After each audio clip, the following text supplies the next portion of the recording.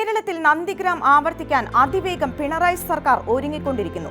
നന്ദിഗ്രാമിൽ വ്യവസായത്തിനെന്ന പേരിൽ വയലുകൾ ഏറ്റെടുക്കാൻ നടത്തിയ ശ്രമത്തെ ചെറുക്കാൻ പാവപ്പെട്ട കർഷകർ നടത്തിയ പ്രക്ഷോഭത്തെയാണ് CPM സർക്കാർ അന്ന് ചോരയിൽ മുക്കിക്കൊന്നത്.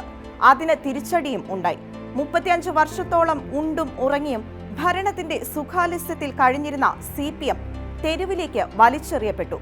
നന്ദിഗ്രാമിൽ CPMന്റെ ബുദ്ധദേവ് ഭട്ടാചാര്യ മുഖ്യമന്ത്രിയായി ഭരിക്കുമ്പോൾ 30-ലേറെ കർഷകരാണ് അതിനെതിരെയുള്ള പ്രക്ഷോഭത്തിൽ വെടിയേറ്റ് മരിച്ചത്. ഈ സമയത്ത് തൃണമൂൽ കോൺഗ്രസിന്റെ ആവിർഭാവവും അതിന്റെ കരുത്തയായ നേതാവ് മമതാ ബാനർജിയുടെ ഇടപെടലും ജനങ്ങളെ ഏറെ സ്വാധീനിച്ചു. ഇതിന്റെ പരിണിത ഫലമോ അന്ന് വരെ ബംഗാൾ ഭരിച്ച തിരുവായ്ക്ക് എതിർവായില്ലാതെ ബംഗാളിൽ എന്ത് തീരുമാനവും നടപ്പാക്കി പോന്ന അവിടുത്തെ ഏറ്റവും വലിയ കക്ഷിയായ CPMനെ ജനങ്ങൾ എന്നേക്കുമായി പുറത്തേക്ക് തള്ളി. ഇന്ന് ആ പാർട്ടി ബംഗാളിൽ നിലനിൽപ്പിനായി പാടുപെടുകയാണ്.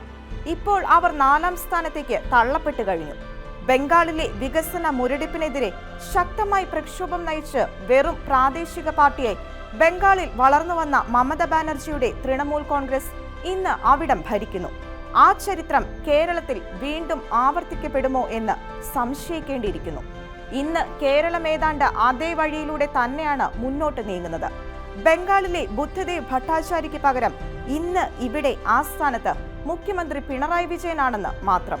ഇപ്പോൾ കേരളത്തിൽ നടക്കുന്ന സർക്കാരിനെതിരെയുള്ള സിൽവർ ലൈൻ കേരയിൽ പ്രക്ഷോഭങ്ങളും നന്ദിഗ്രാമിലെ കർഷക പ്രക്ഷോഭങ്ങളുമൊക്കെ ഒരേ സ്വഭാവമുള്ളതാണ് എന്ന് വേണം മനസ്സിലാക്കാൻ. കേരളത്തിലെ ഇടതുപക്ഷ സർക്കാരിന്റെ അവസാനത്തെ ആപ്പായി ഈ സിൽവർ ലൈൻ കേരയിൽ ഭവിക്കുന്ന നിലയിലേക്കാണ് ഇപ്പോൾ കാര്യങ്ങളുടെ പോക്ക്. സർക്കാരിന്റെ സിൽവർ ലൈൻ കല്ലിടലിനെതിരെ കേരളത്തിൽ അങ്ങോളം ഇങ്ങോളം പ്രതിഷേധം കടുക്കുകയാണ്.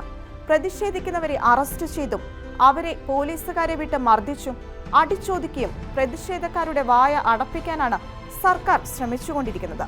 എന്നിട്ടും പ്രതിഷേധങ്ങൾ അടങ്ങുന്ന മട്ടില്ല. ഓരോ ദിവസം കഴിയുന്തോറും കൂടുതൽ ആളുകൾ, പ്രത്യേകിച്ച് സ്ത്രീകളും കുട്ടികളും വരെ പ്രതിഷേധവുമായി രംഗത്തെത്തുന്ന രീതിയിലേക്കാണ് കാര്യങ്ങൾ നീങ്ങുന്നത്. കഴിഞ്ഞ ദിവസം ചങ്ങനാശ്ശേരി മാടമ്പള്ളിയിൽ നടന്ന പ്രതിഷേധം വലിയ സംഘർഷത്തിൽ കലാശിക്കുകയായിരുന്നു. പ്രതിഷേധത്തിൽ പങ്കെടുത്ത ധാരാളം പേർ പോലീസിനാൽ ആക്രമിക്കപ്പെട്ടു, അറസ്റ്റ് വരിക്കപ്പെട്ടു. പ്രതിഷേധത്തിൽ പങ്കെടുത്ത ജിൻസി ഫിലിപ്പ് എന്ന വീട്ടമ്മയെ റോഡിലൂടെ വലിച്ചിഴച്ച് പോലീസ് കൊണ്ടുപോകുന്ന കാഴ്ച ജനം ദൃശ്യമാധ്യമങ്ങളിൽ അമ്പരപ്പോടെയാണ് കണ്ടത്. അവർ താൻ അനുഭവിച്ച ക്രൂരതയെപ്പറ്റി പറയുന്നത് കേട്ടാൽ മനുഷ്യ മനസാക്ഷി പോലും മരവിച്ചു പോകും. അവരുടെ വാക്കുകളിൽ ചിലത്: ഇനിയും അവർ വന്നാലും ഞാൻ തടയും.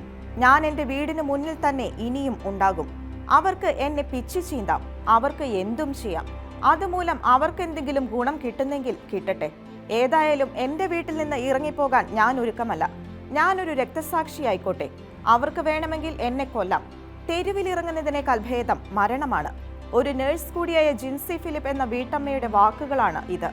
ജിൻസി പറഞ്ഞ മറ്റു ചില വാക്കുകൾ: 17 വർഷം ഞാൻ കഷ്ടപ്പെട്ടുണ്ടാക്കിയ സ്വത്ത്, ഞാൻ കഷ്ടപ്പെട്ടുണ്ടാക്കിയ വീടും 20 ലക്ഷം രൂപ ലോൺ എടുത്തുണ്ടാക്കിയ ആകെ വരുമാനമാർഗമായ കടയും നഷ്ടമായി പോകുന്നു.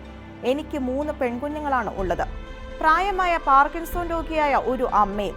ഇവരെയെല്ലാം പരിരക്ഷിക്കേണ്ട ചുമതല എനിക്കാണ്. അപ്പോൾ എനിക്കിത് നഷ്ടമാകുമ്പോൾ ഞാൻ ഇവരെയും കൊണ്ട് എവിടെ ഇറങ്ങും? തെരുവിൽ ഇറങ്ങുന്നതിനേക്കാൾ മരണമാണ് ഭേദമെന്നാണ് ഞാൻ ആഗ്രഹിക്കുന്നത്. മകളുടെ മുൻപിൽ വെച്ചാണ് പോലീസ് എന്നെ ആക്രമിച്ചത്. ഇവളെ പിടിക്കുക എന്ന് ആക്രോശിച്ചുകൊണ്ട് ഒരു മേൽ പോലീസ് വന്ന് എന്നെ പൊക്കിയെടുത്തു. കൂടാതെ 4 വനിതാ പോലീസരോട് ഇവളെ പിടിക്കാൻ പറഞ്ഞു. ഞാൻ അവിടെ നിന്നും അപ്പോൾ കുതറി മാറി. എന്റെ പറമ്പിലാണ് ഇരിക്കുന്നതെന്ന വിചാരത്താലാണ് ഞാൻ അവിടെ നിന്നും കുതറി മാറിയത്. ഉടനെ അവരെന്നെ അവിടെ നിന്നും വലിച്ചിഴച്ചു. കയ്യാലയുടെ മുകളിലിരുന്ന എന്നെ അവർ വലിച്ചിഴച്ച് റോഡിലൂടെ കൊണ്ടുപോയി. ഉടനെ എന്റെ കുഞ്ഞ് എന്നെ പിടിച്ചപ്പോൾ എന്റെ കുഞ്ഞിനെയും എന്നെയും കൂടെ വലിച്ചിഴച്ചു. അവസാനം നാട്ടുകാർ ഇടപെട്ടപ്പോൾ കുഞ്ഞിനെ മാറ്റി. അപ്പോൾ എന്റെ തല റോഡിലൂടെ ടാറിലൂടെ വലിച്ചിഴച്ചു. എന്റെ തലയും കൈയും കാലുമെല്ലാം ഉരഞ്ഞു. 2 കാൽ 2 വശത്തേക്ക്, 2 കൈ 2 വശത്തേക്ക് വലിച്ചു. ഇപ്പോൾ എന്റെ കൈ എനിക്ക് തിരിക്കാൻ സാധിക്കുന്നില്ല. ഇപ്പോൾ കൈയുടെ ഷോൾഡറിനെല്ലാം നല്ല വേദനയാണ്. കേരയിൽ നടപ്പാക്കാൻ വേണ്ടി നമ്മുടെ സർക്കാരിന്റെ പോലീസ് കാണിക്കുന്ന അതിക്രമങ്ങളുടെ നേർക്കാഴ്ചയാണ് ഈ വീട്ടമ്മ നമ്മളോട് പറയുന്നത്.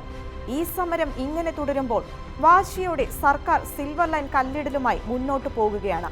അതിനാൽ ഈ വീട്ടമ്മയുടെ ദുരനുഭവം നാളെ പലർക്കും സംഭവിച്ചേക്കാം. അഴിമതിയിലൂടെ പലതും സമ്പാദിച്ചവർക്ക് ഇതൊക്കെ കാണുമ്പോൾ വേദന ഉണ്ടാവില്ല. സ്വന്തം വീട് അത് നഷ്ടപ്പെടുമ്പോൾ ഉണ്ടാകുന്ന വേദന നമ്മൾ ഓരോരുത്തരും ചിന്തിച്ചു തന്നെ മനസ്സിലാക്കണം. പാവങ്ങളുടെ കഷ്ടപ്പാട് മനസ്സിലാക്കാത്ത ഈ സർക്കാരിനെ വോട്ട് ചെയ്ത് വിജയിപ്പിച്ചതിൽ ഇന്ന് പലർക്കും നാണക്കേട് തോന്നുന്നുണ്ട് എന്നത് സത്യമല്ലേ? തുടർഭരണത്തിൽ അമിതമായി ആഹ്ലാദിക്കുന്ന അഹങ്കരിക്കുന്ന മുഖ്യമന്ത്രി പിണറായി വിജയനും പാർട്ടിയും സ്വന്തം കാൽക്കീഴിലെ മണ്ണ് ചോരുന്നത് കാണുന്നില്ല, അറിയുന്നില്ല എന്നതാണ് സത്യം. കേരളത്തെ രണ്ടായി വിഭജിക്കുന്ന, പരിസ്ഥിതിയെ ദുർബലപ്പെടുത്തുന്ന ഈ സിൽവർ ലൈൻ പദ്ധതിക്കെതിരെ കേരളത്തിലെ ഭൂരിപക്ഷ ജനം നടത്തുന്ന സമരം കേരളത്തിന്റെ എല്ലാ ഭാഗത്തേക്കും വ്യാപിക്കുകയാണ്. സർക്കാരിന് പിടിച്ചു നിൽക്കാൻ കഴിയാത്ത അതിശക്തമായ ജനമുന്നേറ്റം ഈ വിഷയത്തിൽ കേരളത്തിൽ ഉയർന്നു വന്നുകൊണ്ടിരിക്കുകയാണ്. നാളെ ഒരുപക്ഷെ ഇടതുപക്ഷ ഭരണത്തിന്റെ മരണമണി മുഴക്കാൻ സാധ്യതയുണ്ട് ഈ കേരളയിൽ. മറ്റൊരു നന്ദിഗ്രാം ആവർത്തിക്കപ്പെടാതിരിക്കാൻ അതിനാൽ സർക്കാർ സൂക്ഷിക്കുക.